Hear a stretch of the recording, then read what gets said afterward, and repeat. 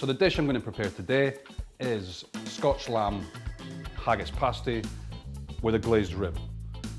This dish is all about utilising the lesser known cuts of the Scotch lamb. So we're going to be using heart, we're going to be using liver, kidney, a bit of braised shoulder, and also the lamb rib themselves is a very underused cut of lamb by chefs. So you're looking at really taking the rib section out here of the shoulder, very much like spare ribs, pork or beef. The first part of the process, we have to marinate the lamb ribs themselves, a bit of rosemary, some garlic, salt, vac pack that, give it a good 24 hours. Then we're going to slow braise that, literally just slow cook it in an oven at about 140, roughly 2.5 to 3 hours. So what we've got is we have some braised heart, which we've done in the pressure cooker. We have some liver, we have some kidney, and a bit of cooked shoulder, all chopped down. To make the haggis, for that to become haggis, we have to have oatmeal to it, so we have a scurly mix, which is very traditional Scottish. So we mix all those ingredients together, season that with some mixed spice, which again is the spiciness you get in a haggis, and then we're going to form that into balls.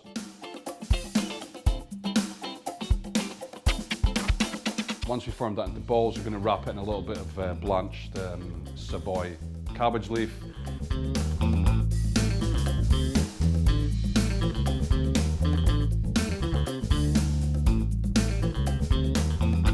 And then in some puff pastry.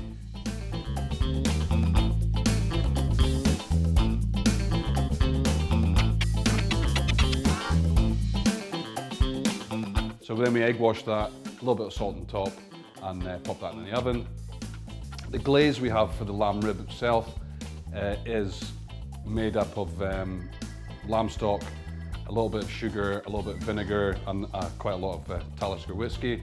You imagine the same thing as like an American bourbon is used in barbecue sauces, so I'm using the island's malt whiskey to have the same effect. We're also serving it with a little bit of neep puree, which is turnip, so we add a little bit of onion to that as well. We cook that just as you would for any puree, in some water with a little bit of orange juice until nice and tender. Puree that up in the machine, and that's a little bit of sauce.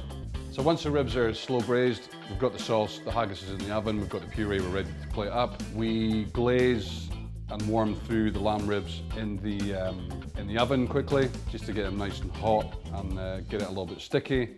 Then straight onto the plate, a little bit of the puree, the turnip puree, on with the pasty. We add a little bit of fancy kale. What I've got is some batons of raw turnip as well, white turnip this time. Take one of the ribs, just rest it up against the side, and then we glaze the rib and it's good to go. That's the Scotch Lamb Haggis pasty with Talisker glazed rib.